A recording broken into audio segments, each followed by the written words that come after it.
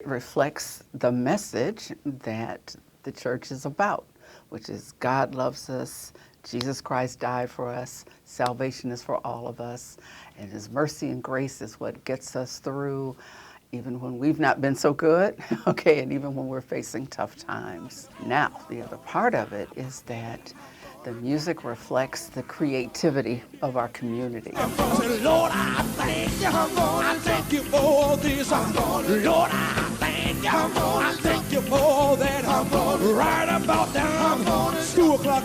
Chicago is, of course, called the birthplace of it because that's where Thomas Dorsey, Mahalia Jackson, and so many others came together or were situated there. Falling and rising all these years, but you know my soul. But when the convention, the National Convention of Gospel Choirs and Choruses, started in the 1930s, the third year after they were formed, they were here in Detroit, and Detroit embraced it. It goes back to even as early as the 1800s. The 19th century is where we had basically a split in the black church. To this day, there are churches that are like, whoa, okay, this is kind of a lot. We can have the softer kind, the more, the quieter kind, but not that kind where people are clapping and playing tambourines and moving a lot. They don't want that kind. So, this idea that every black church does everything the same way, no, that's not true. Oh, happy day. Oh, happy day. Oh, happy day. Oh, happy day. When Jesus walked. When Edwin Hawkins brought in Oh Happy Day, oh my goodness, oh my goodness. He had an interview in a book with Dr. Bobby Jones, and he talks about how people came from the church and said, people are dancing to your song in clubs. How dare you? That's not sacred. And of course, again, today it seems to be quite traditional. So then we move on to Kirk Franklin, and trust me, in a minute there's going to be somebody else, because we have trap, gospel, oh no, they can't go together. Well, because the music comes from the community. Okay, it's not born in church.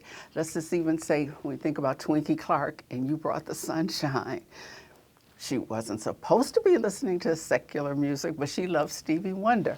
She heard reggae, she included reggae with that one. That song just to this day is one of the most beloved songs we have. So it reflects the gospel. She says, won't He open doors for you? I'm talking about Jesus. I mean, that part of the lyrics in there still reflects the message, but the sound, the instrumentation changes over time.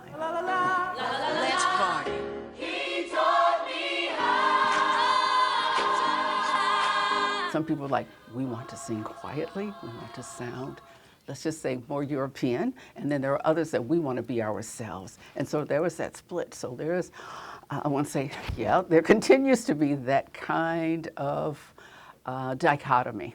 Mm-hmm. And then even layers within the dichotomy, just because some people think that a quieter sound is what we should reflect to show that we have what to them evolved.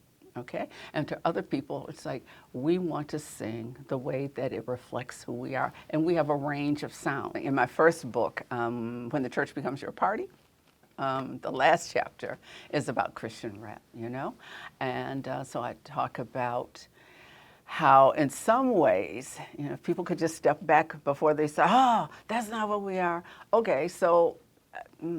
There was an article I wrote, which is like the ladies have on all their clothes, because I asked these young people, what makes gospel rap different from rap? And they said, women have on all their clothes. Okay, this just made me fall out laughing. I said, okay, that's going to be part of a title. Okay, so besides that point, certainly, again, the message is in place, the message of Jesus Christ. God is.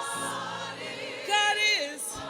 He is. Play whatever you need, sing whatever you need to sing, as long as that message is getting out. It's still the gospel, and that's okay. No.